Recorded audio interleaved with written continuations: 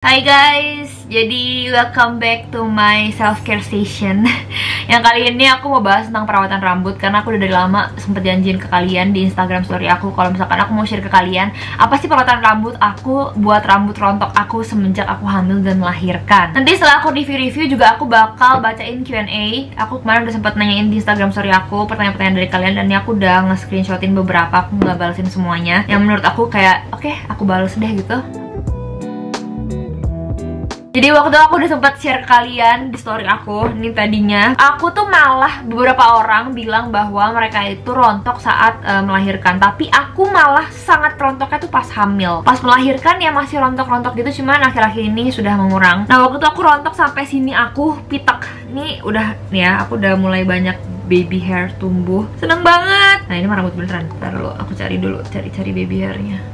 Ini rambut, nah baby hair aku. Pokoknya aku banyak deh nih baby hair kayak gitu. Di sebelah sini juga. Ya kan lumayan banget kan kalau aku nggak pakai bando. Ujung rambut aku ya kayak gini gitu ya, masih aman gitu. Apalagi aku jenong ya. Jadi kalau misalkan aku pitak atau ada yang kayak botak gitu kayak makin jenong gitu. Misalnya makin lebar gitu kelihatannya. Itu bener-bener sininya. Wah ini kan sekarang tinggal gini aja ya yang pitak. Ini emang dari dulu aku begini sih bentuknya. Waktu itu tuh sini tuh kayak bener-bener pitak kosong gitu loh. Jadi muka aku tuh kayak rambut tuh kayak gini. Yang ini juga. Yang ini lebih banyak daripada yang ini tumbuhnya, entah kenapa. Nih waktu ini kan sekarang udah segini. Waktu itu bener-bener kayak pitak banget guys, saking rontoknya. Dan rontoknya tuh yang bukan rontok wajar ya, rontok yang agak lebay gitu loh. Karena kalau misalkan rontok yang wajar itu emang aku dari dulu rambutnya emang rontok. Dan emang rata-rata manusia itu rambutnya pasti rontok ya, walaupun ada beberapa helai. Aku lupa deh, aku udah sempat baca risetnya. Pokoknya manusia itu rambutnya pasti rontok berapa helai setiap harinya. Tapi kalau misalkan udah yang berlebihan tuh yang udah bener-bener gumpalannya sangat-sangat banyak, dan emang kelihatan perubahannya di rambut. Jadi kayak misalkan ada yang pitak-pitak atau rambutnya kelihatan lebih menipis, itu yang udah mulai harus dikhawatirkan dan mulai treatment buat rambut rontok. Makanya itu dia kenapa aku langsung kayak research apa aja sih kira-kira produk yang bisa bantu aku biar ngurangin rambut rontok aku, dan yang ngebalikin rambut aku biar lebih tebal lagi dan lebih banyak lagi.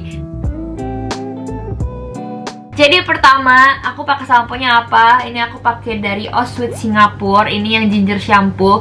Ini aku udah botol ketiga, dan aku masih ada stok 2 lagi yang belum aku buka. Waktu aku beli sekaligus banyak karena pas pertama kali aku nge-purchase terus abis, aku mau restock lagi dan itu nggak bisa aku temuin di mana-mana karena lagi sold out di mana-mana. Jadi pas udah restock aku langsung beli banyak biar nggak kehabisan, karena ini sekarang aku sangat-sangat bergantung pada sampo ini.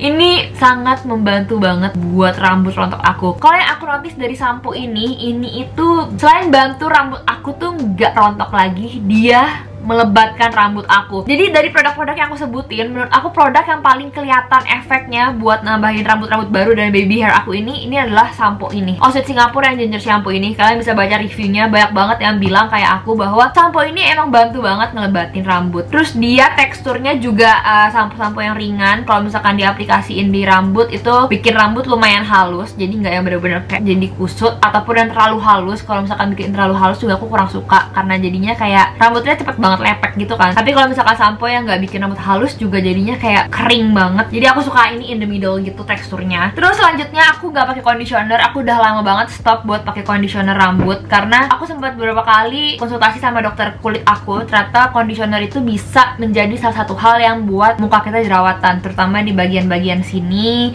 atau di bagian-bagian leher belakang. Walaupun conditioner biasanya dipakein dari sini ke bawah, tapi kadang-kadang masih kena-kena gitu, dan itu bikin kayak kulitnya jadi bermasalah atau jerawatan. Jadi aku udah lama banget nggak pakai conditioner. Terus sesekali kalau bisa kalian hair masknya yang di salon ya, karena biasanya kalau misalkan di salon hair masknya tuh lebih advance lagi, dan mereka kan emang biasanya entah di steam lah atau apa, jadi emang bikin maskernya tuh lebih menyerap ke kulit rambut kan. Cuman karena aku nyari waktu buat ke salon itu susah banget, jadi aku lebih prefer rutinin pakai masker di rumah. Kalau masker aku sendiri aku lagi pakai yang Briogeo, ini yang Don't Despair Repair.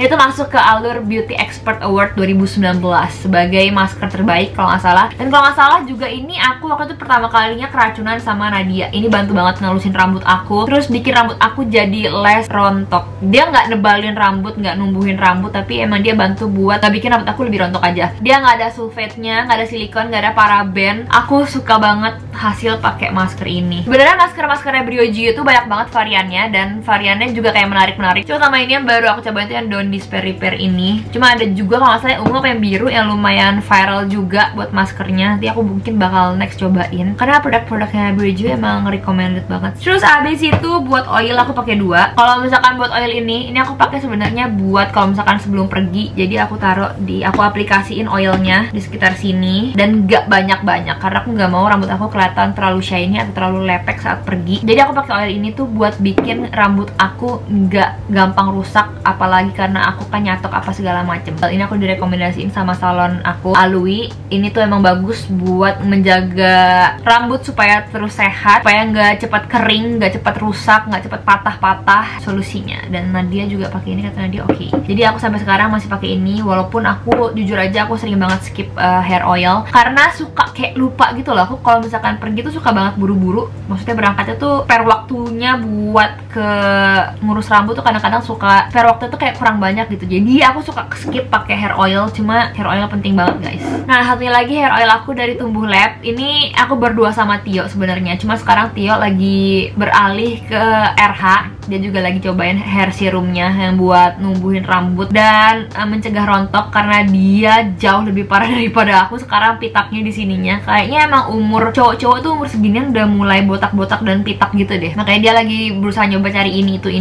Dia pakai Tumbuh Lab, dia suka dan cocok. Nah, aku sendiri pakai Tumbuh Lab ini bukan aku pakai daily pas aku mau pergi, tapi ini aku pakai sebelum aku keramas. Jadi kalau misalkan di hari itu aku lagi nggak maskeran rambut, aku pakai ini. Sama aku pakainya juga kayak aku pakein ke rambut aku, terus habis itu aku uncir aja, aku buntel, terus aku taruh, aku tutupin sama shower cap. Jadi kayak sebenarnya leave-in treatment juga jatuhnya. Tumbuh Lab ini udah terkenal banget, sumpah. Ini orang-orang yang pakai ini, yang nge-review ini selalu bilang rambutnya jadi lebih kelihatan sehat, lebih tebel, terus banyak numbuh rambut baru juga. Cuman kalau misalkan oil ini menurut aku dia nggak menghambat rambut rontok gitu loh. Dia tidak membuat rambut jadi tidak rontok, cuman dia bantu meningkatkan dan menambahkan rambut kita. Wanginya enak banget karena dia wanginya peppermint. Aku suka banget sama wanginya. Kalau ketombe gimana guys? Aku sempet ngalamin ketombe beberapa bulan yang lalu. Entah kenapa aku nggak ngerti. Tiba-tiba lagi ketombean banget gitu. Aku nggak habis nyobain produk rambut baru. Jadi aku agak bingung juga waktu itu kenapa kok tiba-tiba aku ketombean banget. Dan aku pakainya ini kalau lagi ketombean. Ini aku pakai Sebamed anti dandruff shampoo for oily dandruff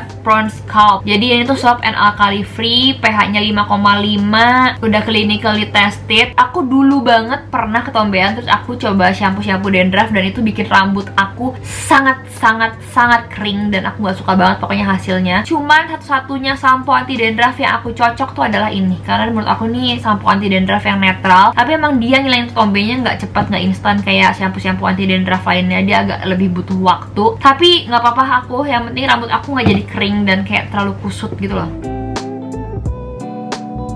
Sebenarnya ada beberapa kayak trik yang aku masih suka skip. Sebenarnya kalau misalkan kalian rambutnya rontok, kalian jangan keseringan kuncir rambut, apalagi kalau misalkan tidur kalian kuncir. Cuman aku nggak bisa banget karena kalau aku nggak kuncir rambut aku tuh ditarik-tarik mulu sama Ao. Terus kalau misalkan tidur, aku juga rambutnya kayak kemana-mana, terus kayak nempel-nempel di muka aku yang lagi ada skincare-nya, terus malah jadi jerawatan. Jadi sebenarnya serba salah gitu sih. Jadi kalau tidur dan sehari-hari aku emang masih seringnya dikuncir. Cuman ya trik aku supaya rambutnya nggak terlalu kayak ketarik ya, aku kuncirnya agak kendor. Jadi nggak yang bener-bener kuncir kencang gitu, karena itu malah bikin rambutnya kayak ketarik banget dan jadi gampang rontok. Kalau trik-trik yang emang aku gunain adalah sisiran dulu baru keramas. Jadi jangan keramasan pas lagi di shower, karena kalau misalkan keramasan pas lagi di shower, lagi di keramas, itu malah rambutnya lebih gampang rontok. Kalau nge-hair dryer, aku masih tetap nge-hair dryer karena aku tidak bisa rambut aku dalam keadaan basah terus aku kayak kemana-mana gitu. Aku gampang banget masuk angin. Terus kalau misalkan nyisir, kalian nyisirnya jangan kayak dari atas ke bawah gitu, habis itu dipaksa. Jadi sebaiknya misalkan kalian sisir atas dulu, kalau udah baru sisir bawahnya tuh dipegang gini, jadi kayak dikendorin gini, terus habis itu kalian gini. Kalau misalkan kalian gini ntar kayak malah jadi ketarik dan banyak yang rontok. Udah sih, paling itu aja sih kalau buat triknya. Sekarang aku mau bacain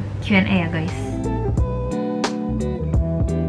Selanjutnya, hai Kak Vira, biasanya keramas minggu berapa kali? Sebenarnya kalau anjuran baiknya keramas tuh 2 hari sekali. Cuman karena aku anaknya agak gimana ya, sama dia menjelaskannya, aku agak jijian gitu. Jadi aku kalau pulang rumah aku udah pasti banget selalu mandi, keramas. Pokoknya no sentuh-sentuh kasur, no masuk-masuk kamar. Sebelum ganti baju, mandi, keramas, semua bersih dulu baru aku bisa leha-leha. Aku gak tahu kenapa, emang ini dari dulu ya, sebelum covid pun ya, ini dari aku kuliah deh kayaknya. SMA akhir apa kuliah awal gitu, aku kalau pulang itu udah pasti banget no sentuh-sentuh, pokoknya harus higienis dulu baru aku bisa leha-leha. Itu sebenarnya karena ajaran mamaku sih. Dari dulu mamaku orangnya jijian dan higienis, ya ketularan lah ya, nempel-nempel juga pasti ke anak. Jadi aku keramas setiap hari guys. Cuma kalau misalkan kalian tipe rambutnya yang berminyak atau yang lepek, jangan ikutin aku, karena kalau misalkan kalian keramas hari sekali malah bikin rambut kalian makin berminyak dan lepek. Buat perawatan Vira ada treatment khusus di salon gitu atau cuma pakai produk-produk di rumah? Kayak yang tadi aku jelasin, aku pakai produk-produk di rumah aja. Cuman kalau emang aku ada waktu, aku usahain banget aku ke salon buat treatment rambut di salon, karena itu dia lebih advance dan hasilnya lebih bagus dan lebih maksimal. Perawatan penting setelah warnain rambut biar gak pudar, rontok, dan bercabang gitu. Kalau misalkan kalian mau rambut kalian warna rambutnya gak gampang luntur, kalian gak boleh pakai sampo yang mengandung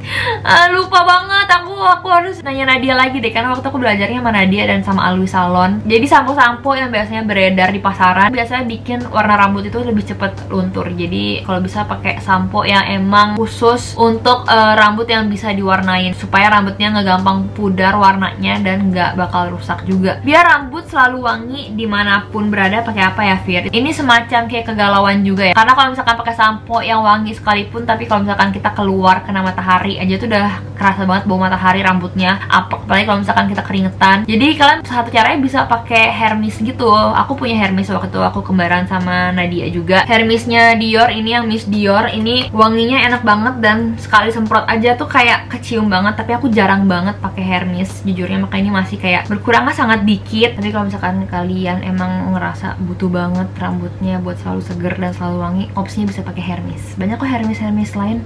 Rontok pas kamu melahirkan kamu sampai usia berapa Fir? Kayaknya sampai 6 bulan, 7 bulan, 8 bulan gitu deh. Sebenarnya bagus nggak kak kalau misalkan pakai hair dryer terus menerus? Sebenarnya baiknya emang kering secara alami. Cuma kayak tadi aku bilang, aku nggak bisa banget kalau misalkan rambut aku tuh kayak keringnya lama atau basah terus. Jadi aku mau selalu hair dryer. Kalau misalkan kalian mau pakai opsi supaya hair dryernya bisa bantu menutrisi kulit, kalian bisa pakai hair dryer Tescom karena dia udah ada kayak keratinnya gitu. Jadi bisa bantu nutrisi rambut dan bikin rambut tuh kelihatan lebih sehat walaupun sering di hair dryer. Cuman emang aku belum punya itu sih karena emang harganya lumayan. Someday aku mungkin bakal purchase. Kalau rambut rontok tapi rambutku lebat, itu nggak apa-apa nggak sih kak? Kalau misalkan kamu rambut rontoknya wajar, yang kayak tadi aku bilang masih di angka wajar, kalian bisa search deh berapa sih helai rambut wajar tuh. Walaupun kalian juga nggak mungkin hitung satu-satu sih, cuma kalian bisa kira-kira. Menurut aku sih nggak apa-apa. Cuman kalau misalkan rambut rontok yang nggak wajar, yang kayak tadi aku bilang bikin kalian pitak, terus abis itu kalian jadi kayak rambutnya tipis banget atau kayak gumpalannya kalau dikumpulin kacau banget, itu baru menurut aku perlu di-treat khusus. Udah, itu aja video kali ini. Semoga membantu kalian menjawab pertanyaan-pertanyaan kalian gimana caranya merawat rambut rontok saat melahirkan, saat hamil, dan pasca melahirkan. Kalau misalkan kalian ada pertanyaan-pertanyaan tentang rambut rontok lainnya atau rambut yang lain, deh pokoknya perawatan rambut, kalian bisa komen di bawah aja. Nanti sebisa mungkin kalau misalkan ada pertanyaan yang aku bisa jawab, aku bakal jawab. Oke? Thank you for watching guys, bye bye.